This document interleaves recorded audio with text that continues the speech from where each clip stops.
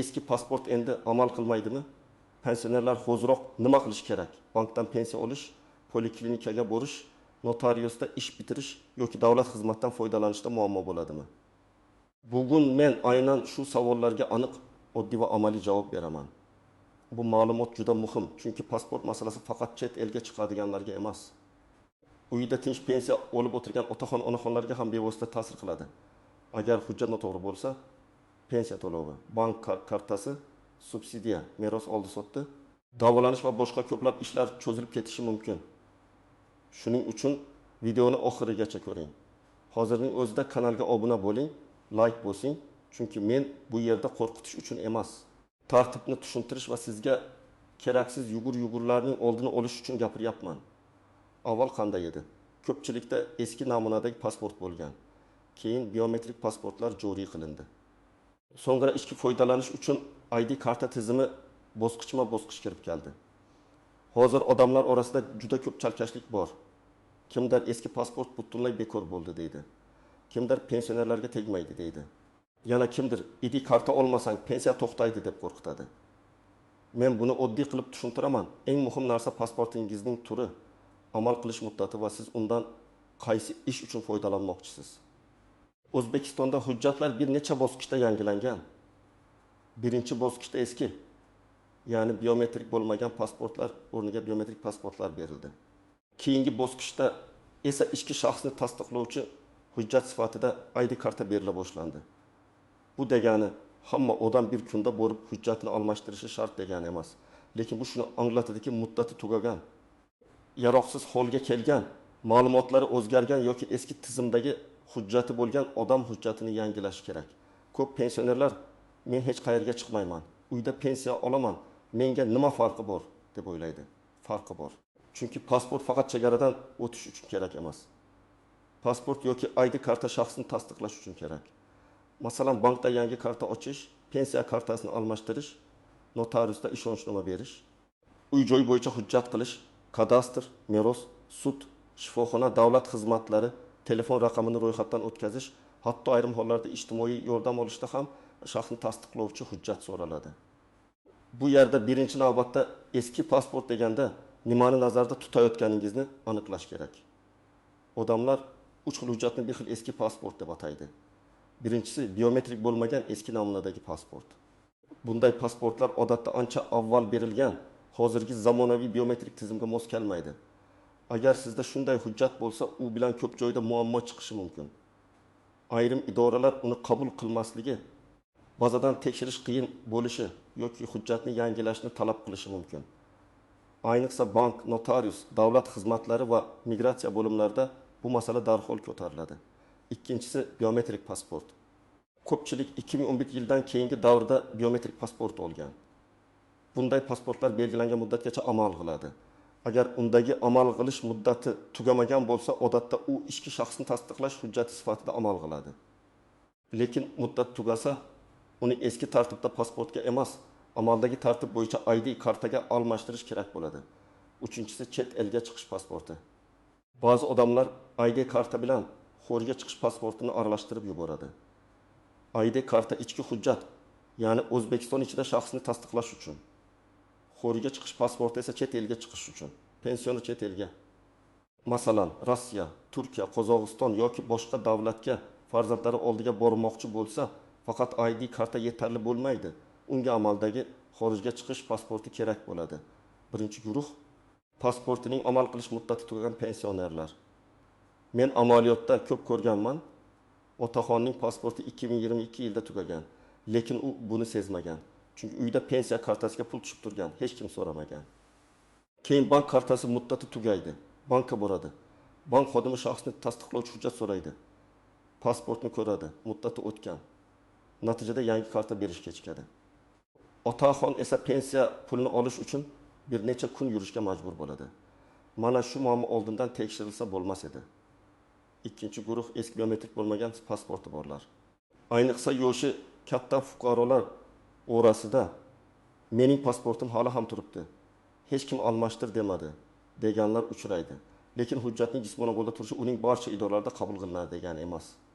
Agar pasport eski namunada bo'lsa, uni yangilash kerak. Chunki zamonaviy elektron bazalar, bank tizimlari, notarial tizimlar va davlat xizmatlari ko'pincha yangi hujjat ma'lumotlari bilan ishlaydi. 3-guruh. Pasporti yirtilgan, rasmi o'chgan, sahifalari shikastlangan, seriya raqami yaxshi ko'rinmaydigan fuqarolar, pensionerlar ba'zan hujjatni yillar davomida bir xil jilda olib yuradi. Nam tegadi, sahifa bukiladi, rasm xiralashadi. Bunday hujjat bilan notariusda yoki bankda muammo bo'lishi mumkin. Hujjat muddat tugamagan bo'lsa ham, u yaroqsiz holga kelgan bo'lsa, almashtirish kerak. 4-guruh familiyasi, ismi, otasining ismi yoki boshqa ma'lumoti o'zgarganlar. Masalan, ayol kishi turmushga chiqqan yoki hujjatlarda imlo xatosi tuzatilgan yoki tug'ilgan sana bo'yicha arx hujjati asosida o'zgarish kiritilgan. Bunday vaziyatda eski hujjat bilan yurish keyingi ishlarda chalkashlik keltirib chiqaradi. 5-guruh meros, uy-joy, kadastr oldi sotdi yoki ishonchnoma ishlarini qilmoqchi bo'lganlar. Bu yerda hujjat masalasi juda muhim. Masalan, onaxon o'g'liga kvartira bo'yicha ishonchnoma bermoqchi. Notarius pasportni tekshiradi. Agar pasport muddati o'tgan bo'lsa yoki eski bo'lsa, notarius ishni rasmiylashtirmasligi mumkin. Natijada avval hujjatni yangilash, keyin notariusga qaytish kerak bo'ladi. Agar sizda biometrik pasport bo'lsa, amal qilish muddati tugamagan bo'lsa, hujjat yaroqli holatda bo'lsa, ma'lumotlaringiz to'g'ri bo'lsa va siz hozircha alohida huquqiy ish qilmayotgan bo'lsangiz, vahima qilish shart emas. Lekin baribir men tavsiya qilaman, pasportingizni olib, amal qilish muddatini tekshirib qo'ying. Chunki ko'pchilik muddati qachon tugashini bilmaydi. Hali yaqinda olgandim deydi. Qarasa 10 yil o'tib ketgan bo'ladi. Agar siz allaqachon ID karta olgan bo'lsangiz, u holda ishki hujjat masalasi bo'yicha asosiy muammo hal bo'lgan. Lekin chet elga chiqmoqchi bo'lsangiz, alohida xorijga chiqish, pasportingiz bor yo'qligini va uning muddatini tekshiring. ID karta bilan hamma davlatga chiqib bo'lmaydi. Birinchi misol, Olim Takiz yoshlik pensioner bank kartasini almashtirmoqchi bo'ldi. Uning biometrik pasporti bor, lekin muddati 3 oy oldin tugagan. Bank xodim yangi karta rasmiylashtirish uchun amaldagi hujjat so'radi. Pensioner, pensiya pulim tushyapti-ku dedi. Lekin bank uchun shaxsni qayta tasdiqlash kerak bo'ldi. Natijada u avval migratsiya va fuqarolikni rasmiylashtirish bo'limiga borib ID karta uchun ariza berdi. Hujjat tayyor bo'lgach bank ishini davom ettirdi. Agar u pasport muddatini oldinroq tekshirganida. Pensiya kartasi muddati tugashidan oldin ID kartani olib qo'ygan bo'lardi. Ikkinchi misol, 74 yoshli onaxon uyini nevarasiga hadya qilmoqchi bo'ldi. Notariusga bordi. Pasport eski, sahifalari shikastlangan, rasm yaxshi ko'rinmaydi. Notarius shaxsni aniq tasdiqlay olmagani uchun hujjatni yangilashni so'radi. Onaxon avval hujjat yangiladi, keyin notarial ishni qildi. Bu yerda eng katta yo'qotish vaqt bo'ldi. Chunki farzandlari boshqa viloyatdan kelgan edi, barcha ish bir kunda bitmadi.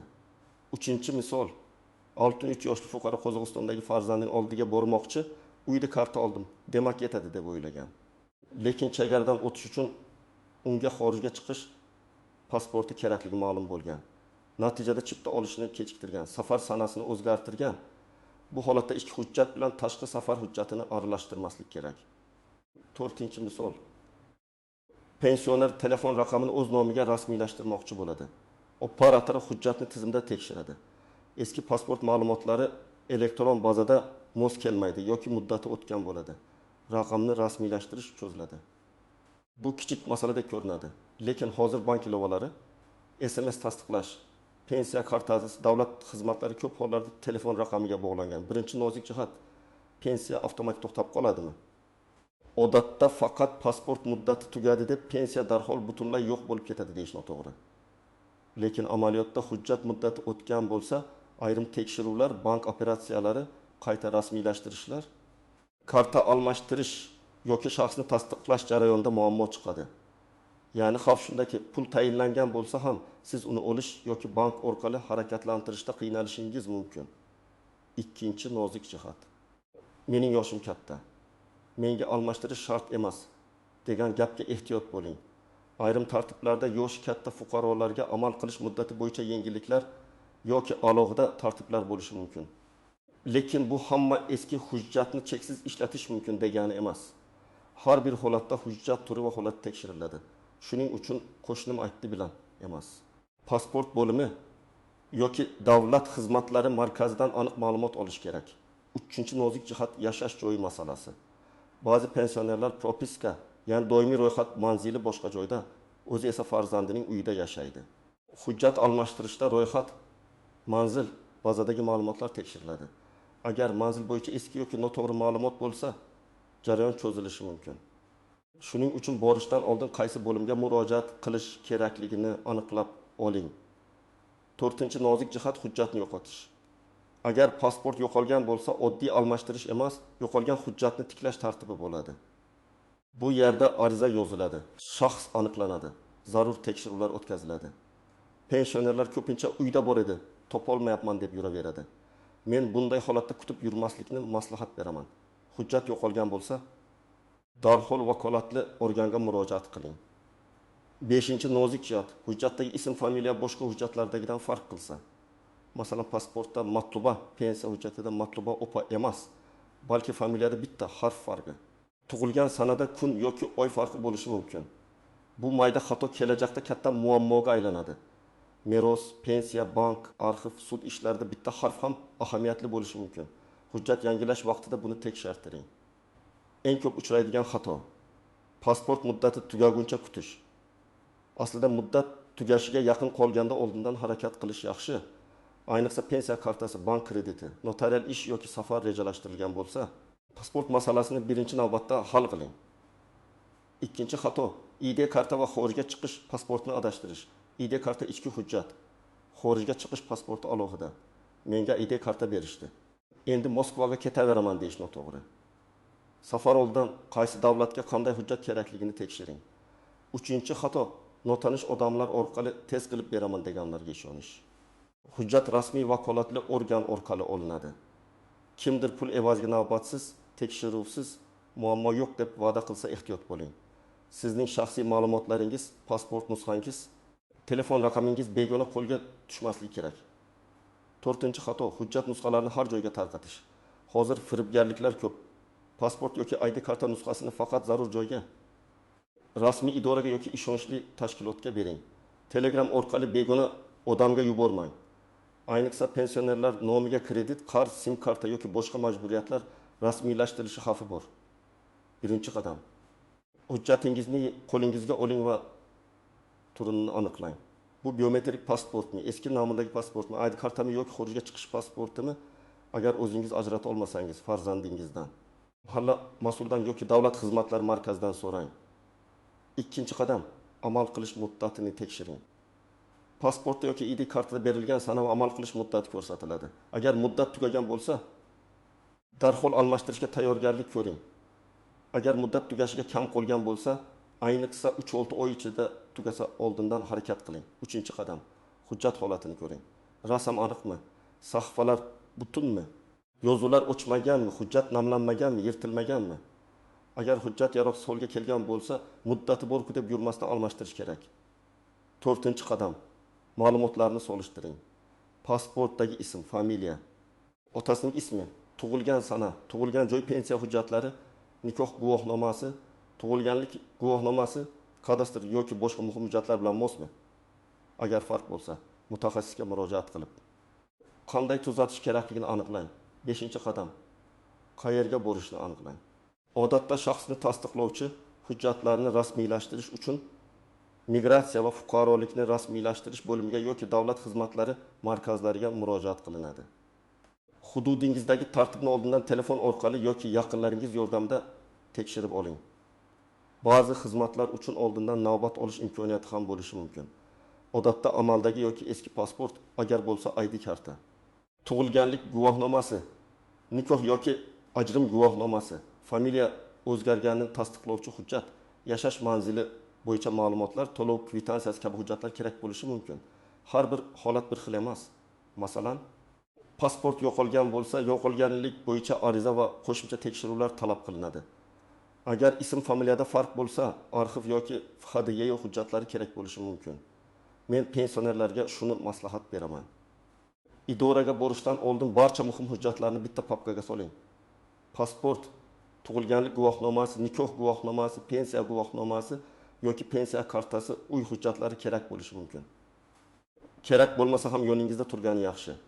Chunki bitta yetishmagan hujjat uchun yana qaytib kelish yoshi katta odamga qiyin. Bu juda muhim savol. Yoshi katta, kasal, yurishi qiyin yoki nogironligi bo'lgan fuqarolar bor. Bunday holatda farzandlar yoki yaqinlari avval tegishli bo'limga murojaat qilib, qanday tartib borligini aniqlash kerak. Ayrim holatlarda mas'ul xodimlar joyiga chiqishi, maxsus tartibda qabul qilishi yoki qonuniy vakil orqali ayrim jarayonlar bajarilishi mumkin. Lekin shaxsni tasdiqlash hujjatlarida ko'pincha fuqaroning o'z ishtiroki, fotosuratga tushish, biometrik ma'lumot olish kabi jarayonlar bo'ladi. Shuning uchun onam bormasa ham bo'ladi deb o'ylamang, avval rasmiy tartibni so'rang. Agar pensioner shifoxonada yotgan bo'lsa, hujjat muddati tugagan bo'lsa va zudlik bilan notarial ish kerak bo'lsa, masala yanada nozik bo'ladi. Bunday vaziyatda shifokor ma'lumotnomasi notariusning joyiga chiqishi, shaxsni tasdiqlash masalasi birgalikda hal qilinadi. Eng to'g'ri yo'l hujjat muddati tugashini kutmasdan sog'lom paytda yangilab qo'yish. Pensionerlar uchun eng og'riqli masala pensiya puli. Agar siz pensiyani bank kartasi orqali olsangiz, kartangizning ham amal qilish muddatini tekshiring. Karta muddati tugaganda bank yangi karta berish uchun amaldagi shaxsni tasdiqlovchi hujjat so'raydi. Demak, pasport yoki ID karta masalasi bank kartasi muddati tugashidan oldin hal bo'lgani yaxshi. Agar pensiya naqd shaklda yetkazib berilsa ham, shaxsni tasdiqlash kerak bo'ladigan vaziyatlar chiqishi mumkin. Masalan, to'lov tartibi o'zgarsa, bankka o'tkazmoqchi bo'lsangiz, boshqa manzilga ko'chsangiz, ishonchnoma orqali boshqa odam oladigan bo'lsa, hujjat masalasi yana oldinga chiqadi. Shuning uchun menga hozircha pul kelib turibdi degan xotirjamlik yetarli emas. Amaliy jihatdan siz vakolatli bo'limga borib, shaxsni tasdiqlovchi hujjatni almashtirish bo'yicha murojaat qilasiz. Sabab sifatida amal qilish muddati tugaganini, hujjat yaroqsiz holga kelganini, eski yaroqsiz holga kelganini yoki ma'lumot o'zgarganini ko'rsatasiz. Xodimlar sizga ariza shaklini beradi yoki elektron tizim orqali kiritadi. Sizdan kerakli hujjatlar, to'lov va fotosurat yoki biometrik ma'lumotlar talab qilinishi mumkin. Men tavsiya qilaman, ariza topshirgandan keyin sizga berilgan kvitansiya, ariza raqami yoki qabul qilinganini tasdiqlovchi hujjatni yo'qotmang. Hujjat tayyor bo'lguncha shu ma'lumot kerak bo'lishi mumkin. Agar siz ota-onangiz uchun xavotir olayotgan bo'lsangiz, bugunoq ulardan pasport yoki ID kartani ko'rsatishini so'rang. Bu hurmatsizlik emas, aksincha g'amxo'rlik. Amal qilish muddatini suratga olib qo'ying, lekin uni begonalarga yubormang. Bank kartasi muddatini ham tekshiring. Agar yaqin oylar ichida tugaydigan bo'lsa, ota-onangizni oldindan davlat xizmatlari markazi yoki tegishli bo'limga olib boring. Yana bir maslahat, ota-onangizning hujjatlarida ism, familiya farqi bor yo'qligini tekshiring. Ko'p oilalarda eski hujjatlarda kirilcha, yangi hujjatlarda lotincha yozuv farq qiladi. Oddiy transliteratsiya farqi ba'zan muammo bo'lmasligi mumkin, lekin rasmiy hujjatlarda harflar jiddiy farq qilsa, mutaxassisdan maslahat oling. Demak, eski pasport masalasida eng muhim qoida bitta. Vahimaga tushmang, lekin beparvo ham bo'lmang. Agar hujjatingiz eski namunada bo'lsa, muddati tugagan bo'lsa, yirtilgan yoki ma'lumotlari noto'g'ri bo'lsa, uni yangilash kerak. Agar biometrik pasportingiz yoki ID kartangiz amalda bo'lsa, ma'lumotlar to'g'ri bo'lsa, hozircha katta xavotirga asos yo'q, lekin muddatni doim nazorat qiling. Pensionerlar uchun bu masala ayniqsa muhim, chunki pensiya, bank kartasi, notarius, meros, uy-joy, davolanish va davlat xizmatlarida shaxsni tasdiqlash doim kerak bo'ladi. Bugun tekshirib qo'yilgan hujjat ertaga katta muammoning oldini oladi. Sizda qanday hujjat bor? Eski pasportmi, biometrik pasportmi yoki ID kartami? Amal qilish muddati qachon tugaydi? Shu haqda izohlarda yozing, boshqalarga ham foydali bo'ladi. Agar video sizga kerakli bo'lgan bo'lsa, like bosing, yaqinlaringizga yuboring va kanalga obuna bo'ling.